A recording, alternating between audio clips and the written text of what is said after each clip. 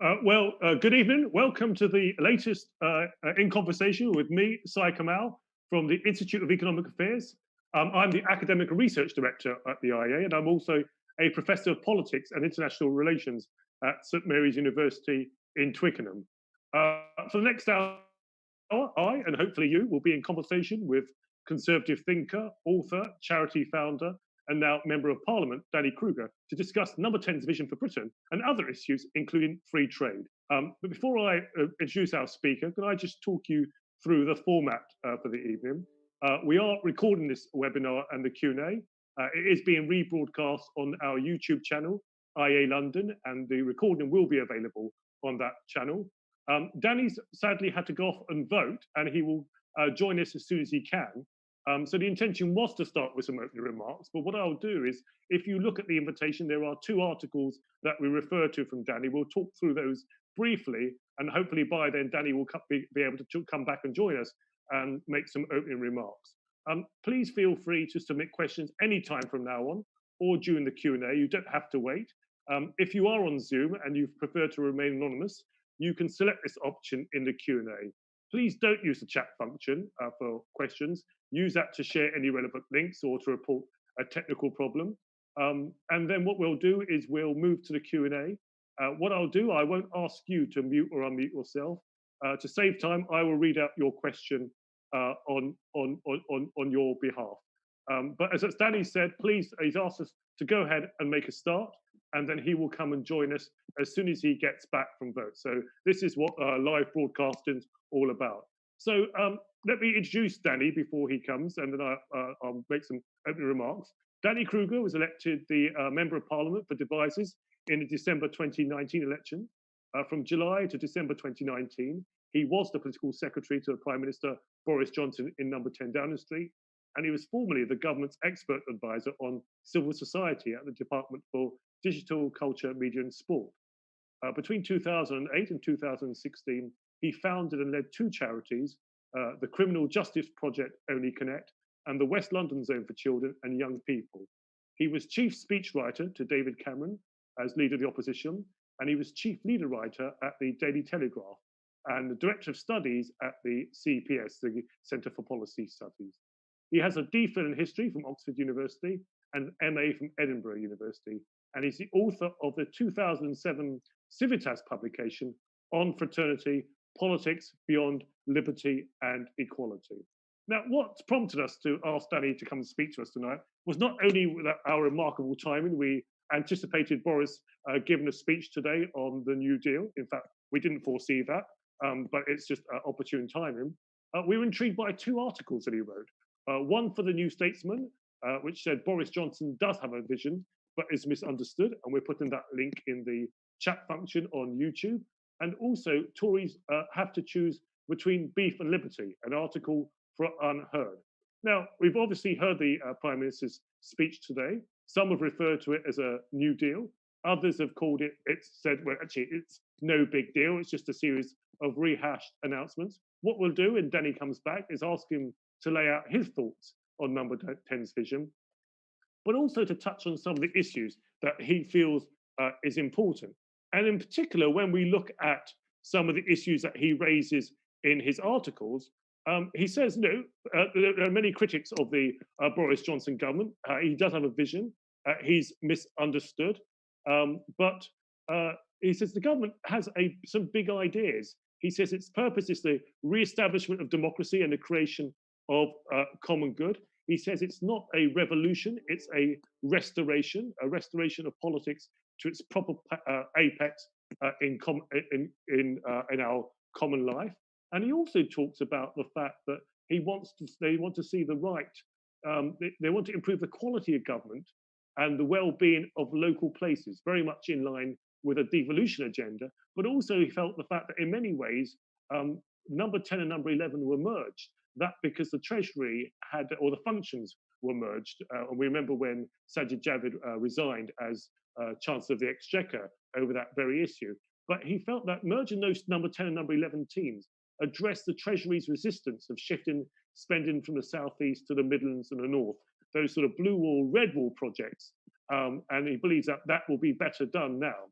Now, that's very much in line with a paper that was written by Philip Booth towards a federal Britain, where he talks about devolution and talks about the fact that in the UK, only 5% of revenue is raised locally, compared with 50% in Canada and 13% in France, which is the next most centralized country by this measure. So we'll be asking Danny about that, about the vision. We'll also be asking him about another article he wrote in Unheard called Liberty and Beef. And what he says in that article, he says Tories have to choose between beef and liberty. And he actually quotes, interestingly enough, a Labour MP who said in a debate in the House of Commons that we could end up under free trade with a two-tier market in the UK. What he describes as lovely, sustainably farmed British food for the rich and cheap foreign muck for the masses. Now, one of the things I'm going to ask him is isn't that just old-fashioned anti-foreign xenophobia and trade protectionism? It wasn't so long ago that British food gave us mad cow's disease and salmonella. Or is there something more fundamental in what he's suggesting there? Can you get the right balance between the two? He clearly represents a rural constituency. The rural vote is clearly important to the Conservatives in many of these constituencies. But what about the urban poor who can't afford the most expensive food? Surely surely as long as food is safe and good enough and it's well labelled, surely that should be all that matters. Or is there something deeper than that? While we're waiting, please feel free to submit some questions so we can start having a conversation about that, both on Zoom and also on YouTube. Our YouTube channel is IA London. And please, if you haven't subscribed yet, please do think about subscribing. And also for future events, if you would like to be in the Zoom room for future events, please do consider making a small contribution, no matter how modest, to the IEA to help us keep providing free content at these difficult times. I've seen a few comments that are just coming through. Someone said, just read the beef article. What a commie. That's a bit unfair, maybe, but let's see what others have to say about these issues. We've already got some questions coming in on the Zoom room. Maybe please feel free to start typing in your comments on YouTube and start typing in your questions on Zoom as well.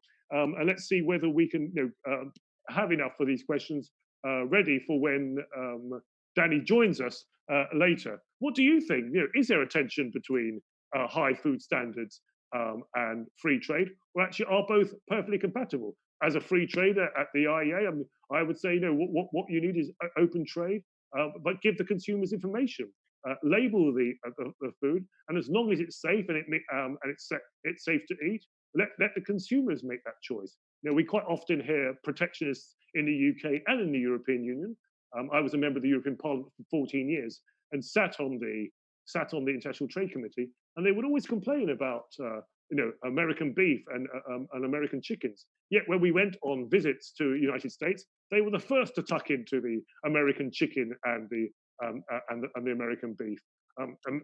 As far as I was aware, I didn't see any of them drop dead around me. So surely the issue should be about, as long as the food is safe, surely that should be enough.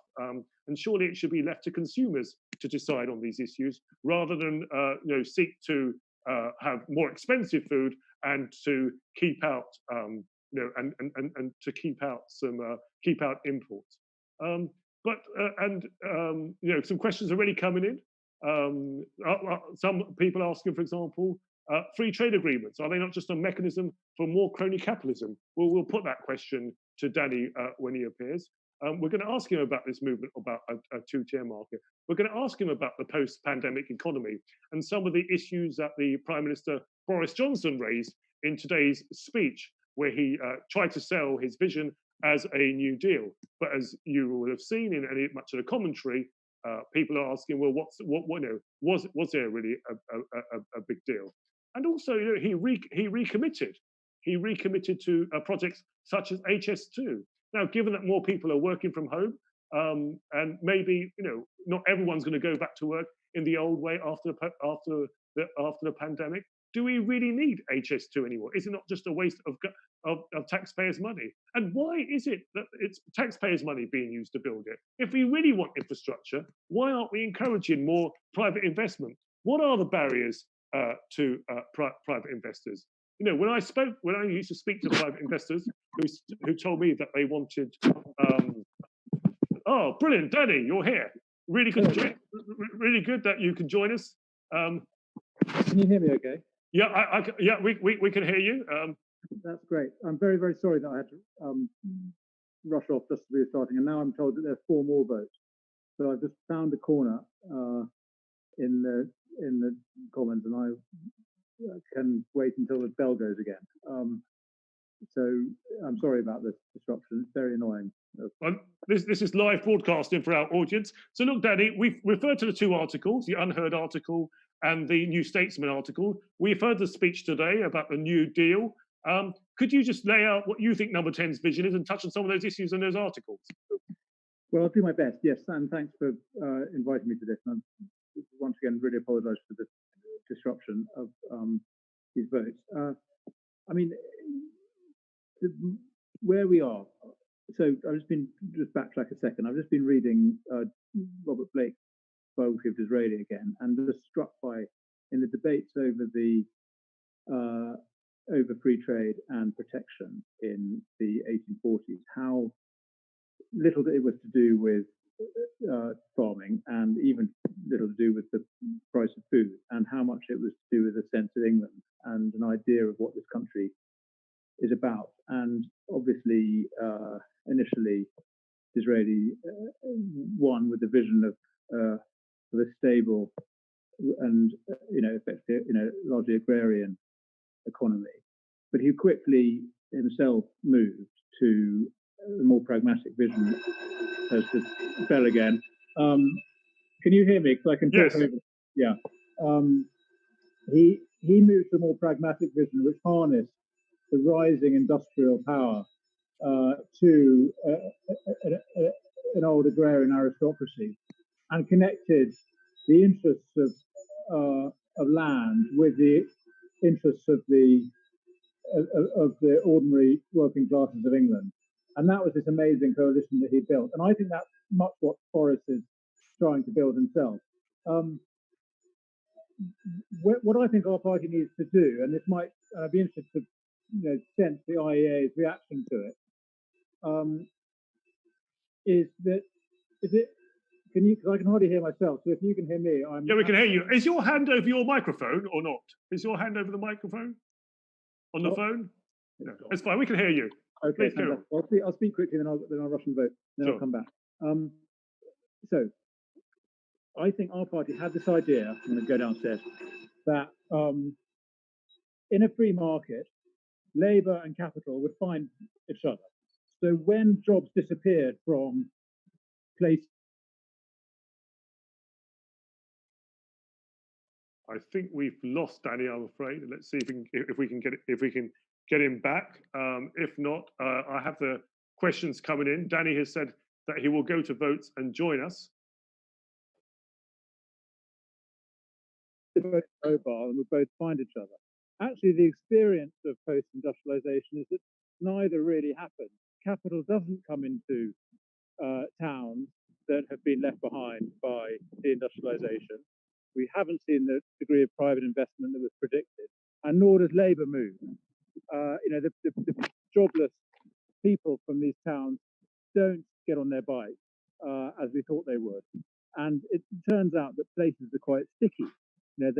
People have an attachment to the places that they're from, and rather than, as I think conservatives often implicitly have, criticise people for not having the enterprise and the motivation to go elsewhere for work, I think we should recognise, it takes quite a lot of skills and social capital to make those kind of moves. Those of us, many of us, me included, who've left one place to go to another to work, will have assets in our lives that make that move easier. But also, even if you have those assets, the attachment to home and to place is an honourable one. And if people are often sacrificing economic opportunity that they could get by moving to another town in order to fulfill obligations that they might have to their families, to the place that they come from. So I think our narrative has to be more respectful of people who choose to stay. And I think our politics needs to think more about how do we strengthen the places that people live in. So I think that's where the Prime Minister is, and I think that's what we've been hearing about under the surface of this great, exciting focus on building and creating infrastructure. We're trying to make places that people can prosper in, and rather than saying it's all about moving to the big city. So the social mobility narrative, which I am anxious about, if what that actually means is labour mobility, physical movement, if the social mobility means prosperity and life chances and opportunities in the place that you're from, if you want to stay there, because obviously there'll always be opportunities to move, that's what we should be building up the opportunities for. And I think that's what we're hearing from the PM today. And the big focus on economic infrastructure and about levelling up is about making prosperous places. Two last points for me. One is that I think we need a balancing focus on social infrastructure, not just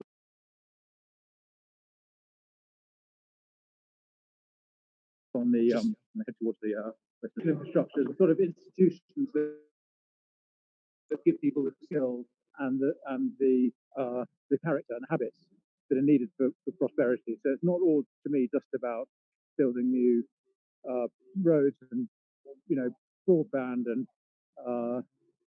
train lines, which will directly create jobs and economic opportunity, but also the institutions of learning and of mutual obligation. So I'm thinking about libraries and youth clubs and all of these things to help people get the soft skills they need. And then lastly, and I think you mentioned my piece about Fee for Liberty. So, again, interested in the IEA's reaction to this. I think if we have to choose, again, going back to Israeli and protection, if we have to choose between a policy that enables global free trade, that undercuts our farmers by importing food made to standards that we regard as wrong, and that having less imports, less free trade, but preserving the role that our farmers play in our countryside and in the high food standards that we have here. I think that's the choice we should be making. And yes, we can do a lot with labelling to ensure that people know what they're eating and know the choices and make informed choices. I fully agree with that. But if we're talking about importing food that will be considerably cheaper than the food that's already on the shelves, bearing in mind we have the third cheapest food in the world in this country, there is not a problem with food prices in the UK. Food is not too expensive. We should not be importing food that's made using techniques that artificially deflate its price and therefore undercut our producers. So I'm afraid, I wouldn't say protectionist, but I'm a bit protectionist. Okay. So I better get in this queue and vote. Unless you want to quickly come back with us, will I rejoin you in 5 minutes? Yes, please. Yeah, please do rejoin us. You can all rip me to pieces while I'm gone, and then I'll see you shortly. Okay, fine. Danny's given me the invitation to rip them to pieces. I'm going to try not to do that, but I will try and give a IEA perspective. I just, I wonder, those of you who are, aligned, let's not forget that the IEA is a classical liberal free market think tank. There is no one classical liberal perspective, as Avon Butler wrote in his primer on classical liberalism. There's a range of views on classical liberalism that differ on the extent to which governments should intervene and get involved in the economy. And also, clearly, there are differences of views on free trade. We're seeing a number of different questions coming in on both YouTube and on Zoom. So, for example, we have Christopher Marshall. Has the government made the right crisis to spend its way out of the financial crisis? We'll be putting that to Danny. Tim Wade has said, the question with regard to farming is how important is it to have a high degree of food security? If the UK with its regulation is a high cost producer, then imported foods are likely to decimate the local agricultural sector and hence our food security. How can this tension be resolved? I'm sure Danny there would agree with you. But also with regards to, is it a choice between zero food produced in the UK and all imports? Or, is it a value add? There will be people who want to spend more money on local food and are willing to pay that premium. as Danny suggests, that food in the UK is not that expensive.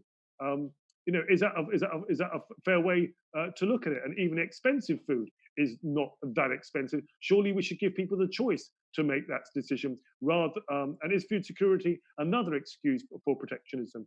Maybe Tim, Danny would agree with you. Philip Booth comes and says, if we have more protectionism, especially in relation to food, the cost of food will go up, and this will be disproportionately hurt the poor. Difficult to think of a more unleveling policy. So, in contrast to Tim Wade, keep your points coming. I'll summarise the discussion. If you feel I've been unfair on your point, please feel free to come back. Don't let me get away with it if you think I've misrepresented you, particularly, or say Tim, if you don't think I've answered your question. Joel Pearman's asking, in a post-pandemic economy, shouldn't we be thinking of people digitally rather than physically is more significant?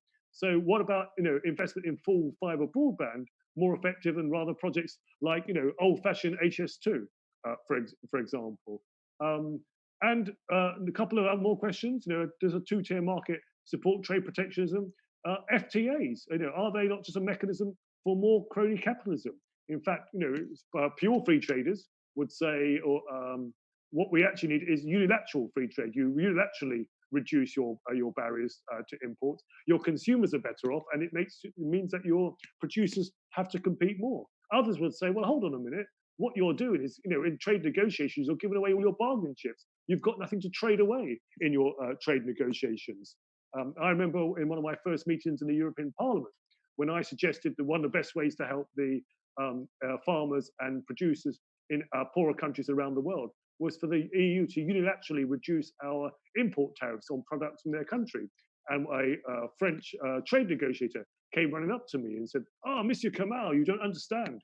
If we do that, we give away our bargaining chips. So, do we sometimes forget the reality of trade negotiations, as it were? And is that one of the reasons that when the UK government announced its new UK global tariff, that while in October last year, it was talking about reducing imports on 90% of products coming to the UK, in the end, it reduced it to 60%. Still much more free trade compared to the EU's common external tariff, where 47% of imports are tariff-free, but not quite going to the 90%.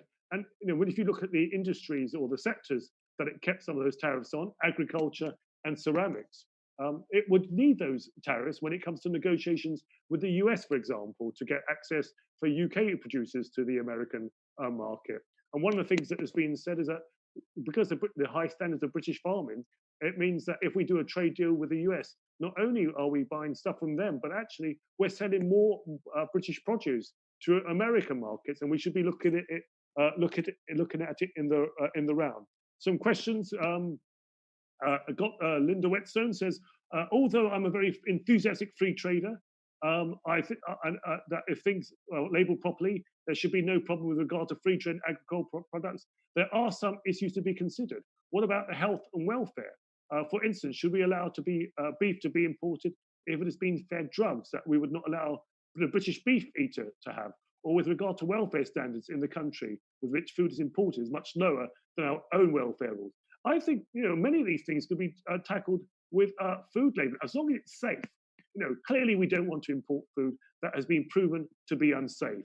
It makes people ill, or it's substandard, or it kills people at worst case scenario. But if it's safe enough to eat, and we label it with in terms of the welfare standards, in terms of whether it has hormones or whether whether it's GMOs, for example, let the consumers decide. And if it really is that dangerous, then people won't be buying it. Oh, we've got Danny here. Has Danny rejoined us? Hi, Danny. Yes, hello. So let me put some questions to you, if that's okay. Can you hear me? Yes, I can.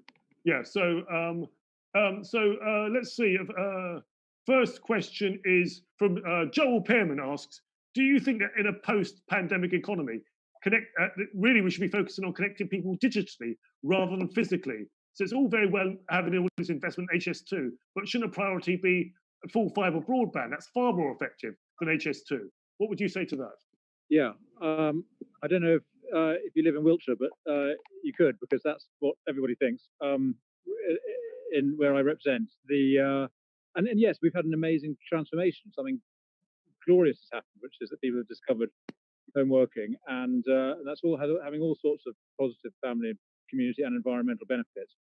And might do something for commercial rents in big cities as too, which would be nice. But yes, and yet people who are left out, who have poor broadband, are being left behind even more. So yes, I completely agree, and I'm not saying we should scrap HS2. I think that train is leaving the station, and has a lot of upside in spite of the enormous price tag. So, but absolutely, there's been a kind of shift to virtual working that is really positive, and I think we should be making sure. I mean, that is, I think the PM found that really strongly when he was running for leader. He used to say this, that it was always got the biggest clap when he talked about improving internet coverage. So I think that there's a real public mood for that. Okay, but let me ask you a bit about that. It's all very well having this infrastructure, and we all want to see better infrastructure. But why is it taxpayers' money? What is it that governments, Labour or Tory governments, aren't doing to encourage private sector investment? There are lots of asset managers out there who tell me that they would willingly invest in infrastructure, but the Treasury doesn't understand that they have to make a return. Why is it that we are using taxpayers' money for infrastructure rather than encouraging private investment? The original railways were built with private investment, for example. I'm with you, and I guess the answer is that, as you say, the way that the Treasury does its calculations really supports the model we've got. I mean, obviously they can also borrow more cheaply than anybody else, so the business case looks positive at the outset, but we are missing a huge trick. I mean, as it happens, I am sorry. Steve Baker on his motorbike. Say hi to him. I think it's him. So we're getting a new train station in Devizes, thanks to the government's Restoring Your Railways fund. And actually, all they're really doing is giving us a little bit of money to do a proper feasibility study and to enable us to have the conversations with Network Rail and everybody else that can put a new station in place. But I was talking to the Transport Minister about it today, saying I would much rather that we raise the money for this locally and then actually own the assets that is going to be created. What I don't want is a bit of Network Rail infrastructure being plonked down on the green fields of Wiltshire that will then belong to the government and ultimately to the Treasury. And they will control it insofar as it drives economic growth for the area and the station actually makes some money, which stations can do.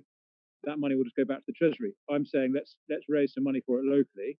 All the businesses and investors who are going to benefit from it should be investing.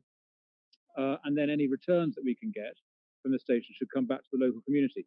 So I think there are different ways of financing this work, but yeah, for the big ticket items like HS2, it does look like largely going to be public sector led. I guess the argument is public sector can borrow cheaply, put the kit in, and then the returns flow into the economy as a whole more quickly.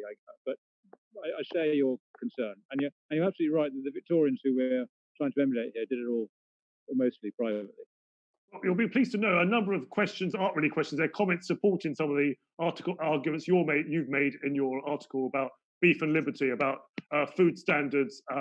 So there's no point asking those questions because they agree with you, but I thought I ought to share that with you.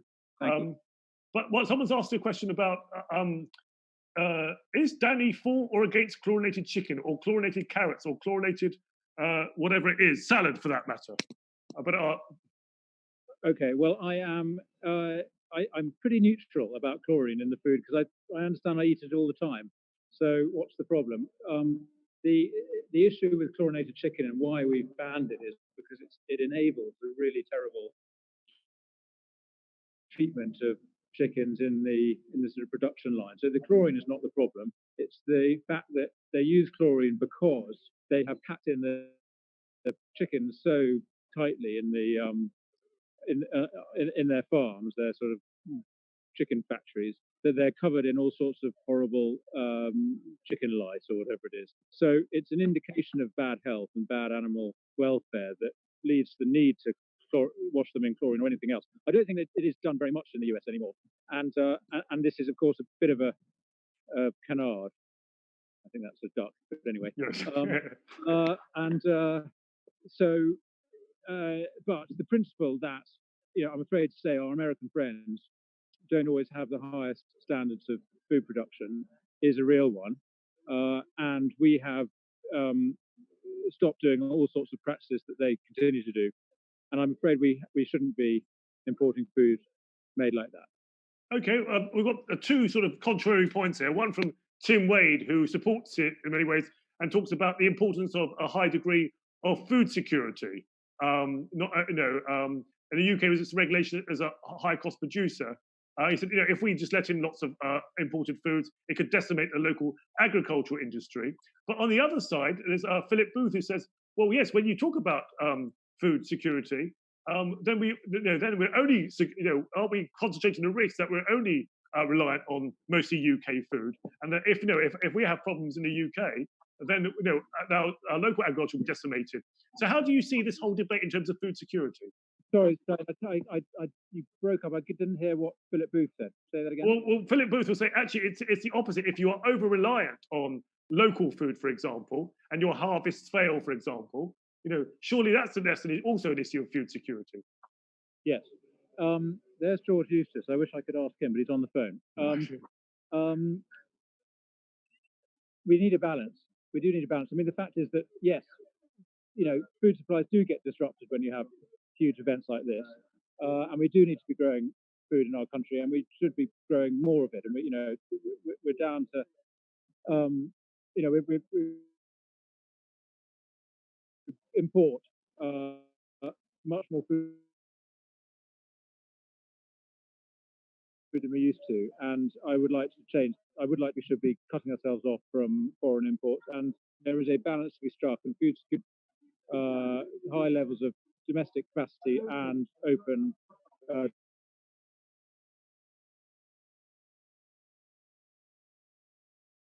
channels to import from abroad. I don't think it's an either or, but mostly our food domestically. Okay, that's fair enough. So look, the other questions to ask, you referred to. I don't know if that's everyone else's experience. Can you hear me? Yeah. So, I think we've lost Danny. I'm not sure. Hi, Danny. You still there? Hi there. Yeah. Sorry, I won't keep you too long in that case if about having problems. What about? So I'm gonna join the queue. Okay. So, question about moving the civil service out of London. If you move the civil service out of London, does it really mean that decisions are going to be made that reflect the real concerns of the regions? And will the civil service hiring process and culture reflect that? Sorry, Syed, I just heard the last bit. Will the civil service hiring process reflect what? Sorry, one of our people have asked. It said we're hearing about moving the civil service out of London. That's all very well, that's a good idea to move them out of London. But does that mean the decisions that are being made by moving them out of London, will it really reflect the regions more, or will it still just be making London-based decisions but in the regions?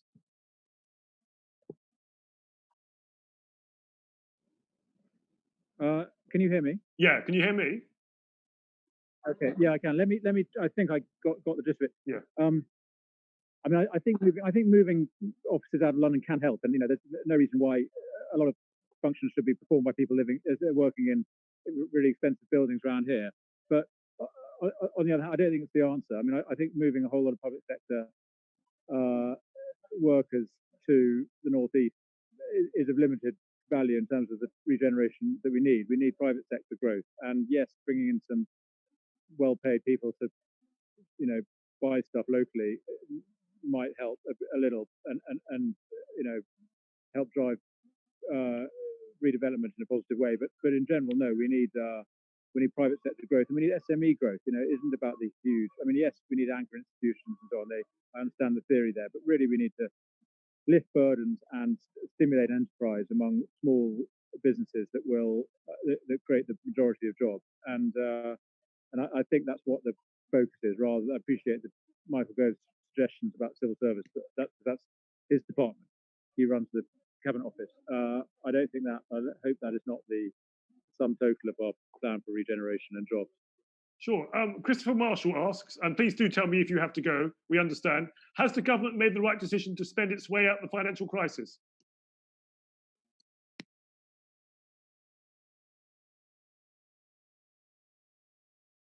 I apologise to viewers. As you can see, we've got a very crackly connection. Yes, I'm going to join this spend queue. its way out of the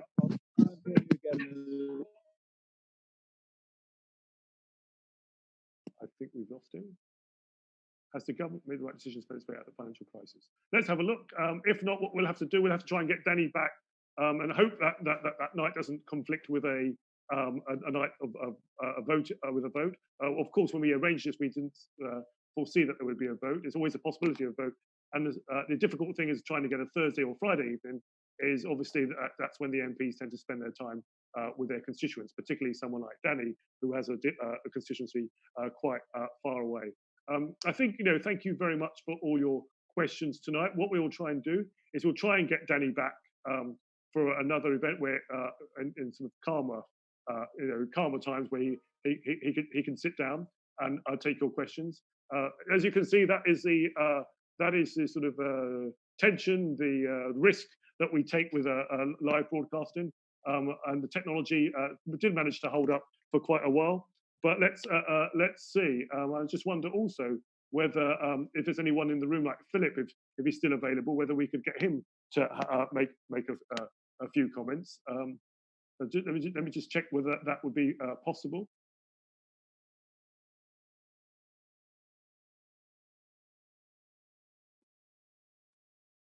No, not getting that. So look, I just want to first of all thank you very much for joining us. I'm sorry it didn't quite go as planned. Thank you very much for all your questions.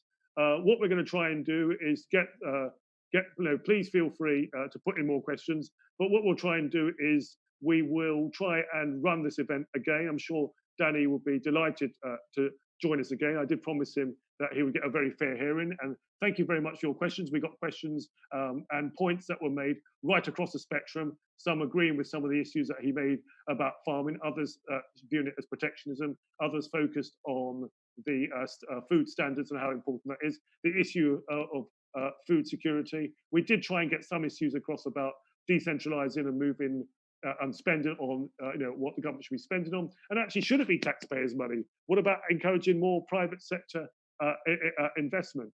And what about better use of taxpayer funds? And what about the opportunities from trade deals in terms of British farmers and other producers selling their products right across the world? For all these trade issues, please do bear in mind that the IA will be releasing a new report on global trade post COVID, with some of the pre-existing trends that existed before the crisis, and that will be available tomorrow. It's called Freight Expectations: What we can expect from global trade post-COVID, given the existing trends that we saw before the trade crisis. For example, did you know that global trade volumes in merchandise actually dropped in 2019? For a number of reasons, and the other factors that we look at are things like technology, tensions with China, more protectionism from the EU and US. But we also look at where we can be more optimistic about trade. So please do watch out for that new report, the COVID-19 briefing paper on trade. We're very sorry for the fact that we didn't get a sort of a relaxing program with Danny sat comfortably in his office, able to field all your questions. We did as best we could, but that's the risk that we take with these live broadcasts. We've tried very hard during when the pandemic came and we saw COVID, the COVID pandemic and the lockdown. We tried very hard to reimagine the way that we do things and to adapt to the digital world. We hope that you will join us for many of our webinars. Our next webinars, I'll just look at what we've got coming up. Tomorrow on Wednesday from 1 o'clock to 2 o'clock, those of you still interested in this idea of post-Brexit agricultural policy, we have Professor Pierre Desrochers of the University of Toronto. His 1 o'clock, 2 o'clock, from 1 o'clock to 2 o'clock tomorrow, Wednesday join us. He'll be discussing myths of local food policy, discussions on a post-Brexit agricultural policy. On Thursday evening, if you're twiddling your thumbs waiting for the Man City-Liverpool game, well, why don't you join us at 6 o'clock? Our very own Mark Littlewood will be back with Live with Littlewood with some premier guests discussing the issues of the day. And for more details of all our online content and to stay updated on our activity, please visit our website, ia.org.uk, check out our YouTube channel, IA London, listen to our podcasts on Podbean, and subscribe to our daily newsletter.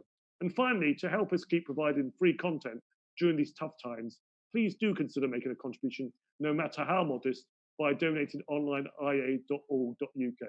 Once again, apologies for all the timetabling difficulties, the fact that you saw democracy in action. You almost had a behind-the-scenes view of an MP's life voting in the lobby at the House of Commons, and also the fact that our connection sometimes went down as a result. Hopefully, we will do this again. Thank you for watching or listening today. Please stay safe, and we hope that you'll be able to join us again soon. Thank you.